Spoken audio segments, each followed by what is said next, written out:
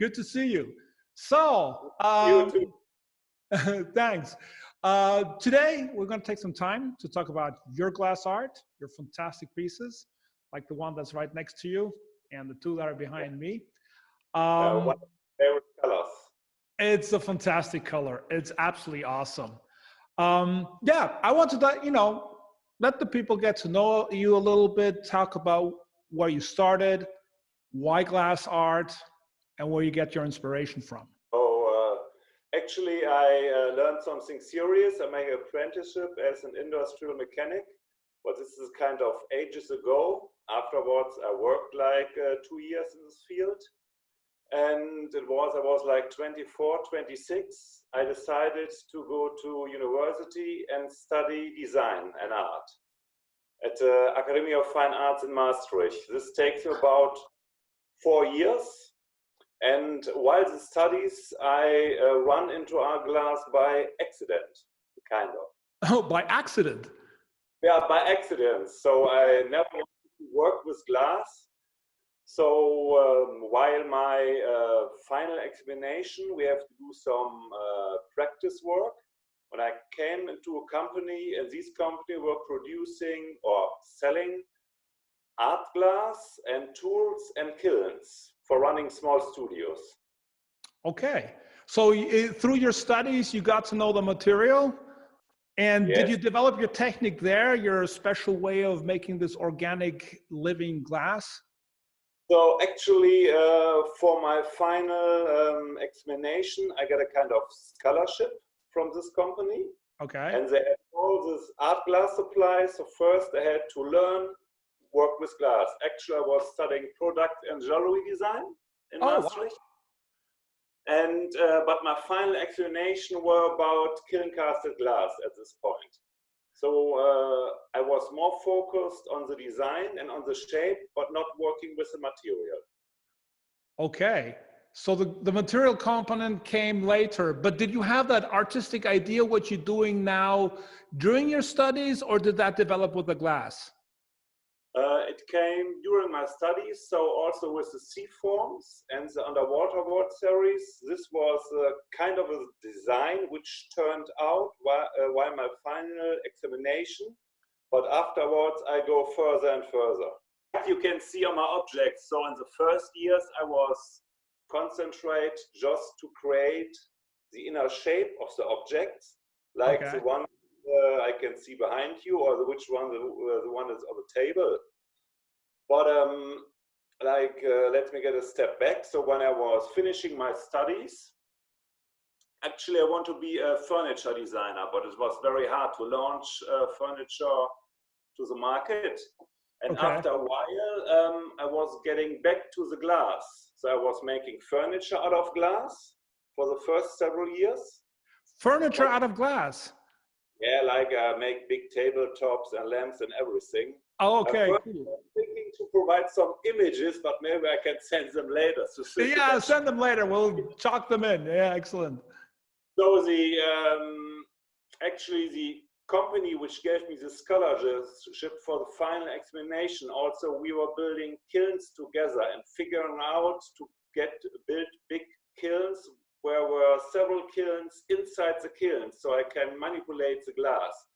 So this was the thing I was learning about, some special techniques. And after I have done my studies, I was working a little bit in this field, and I was trying to get some artists in residencies. So I went to the Ober's Glass Studios to Portland for 1 month in 2007. And I've done several residencies at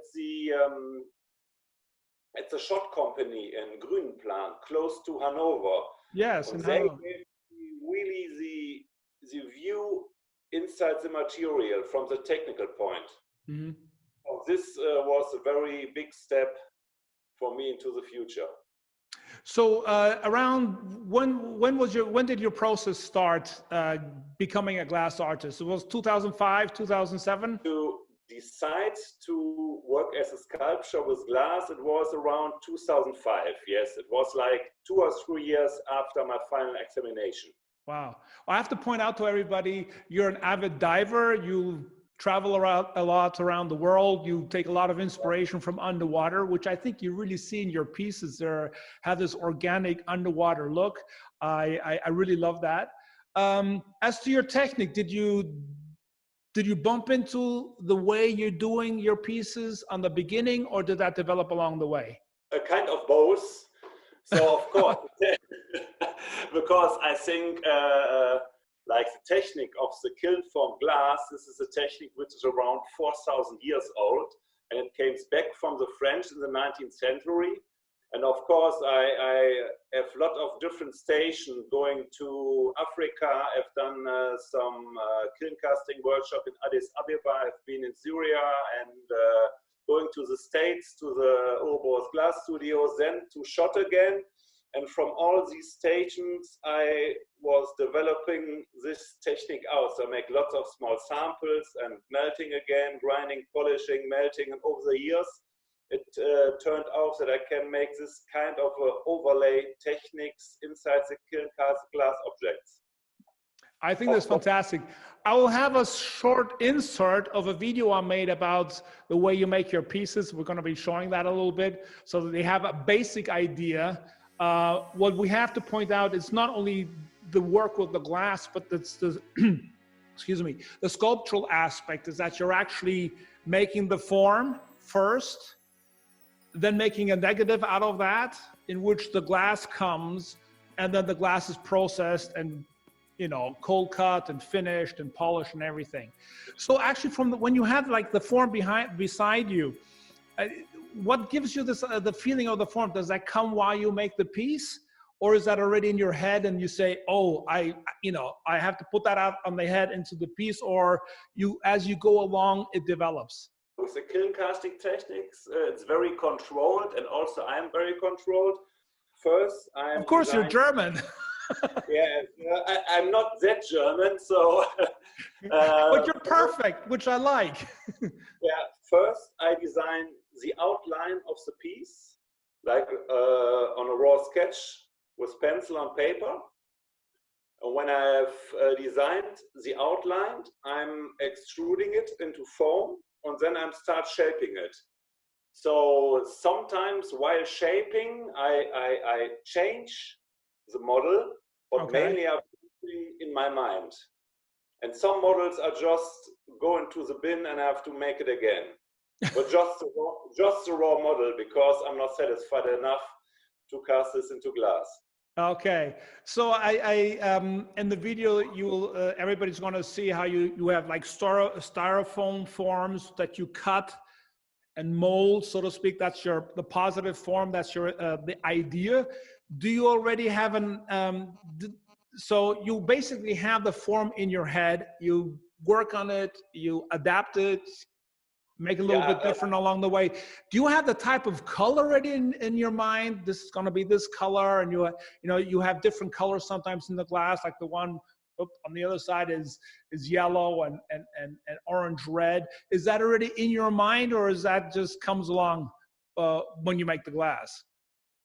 It's also depending on the models I'm making. You have some colors which are really dense and dark. So with these colors, you're not able to use a very solid object. You're not getting this kind of transparency behind it, or transparency in it.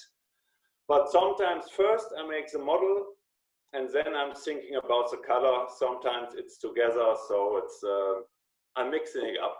Oh, so okay, so you go along as you go. We're going to go into more about the technique, which I really think is fascinating what you do. I don't know how much you're going to tell the public. It's the artist, because it's a long way to get there. I don't want to get too much into the technique, but for me, the main important is that I'm working on a sculpture on the models. So normally, also it's kiln casted, but we should not speak not too much about technique. But technique is not so important. But of course, you have to know the technique in perfection to create the kiln casted glass objects. Absolutely. Well, the only thing I want to go into technique when I talk about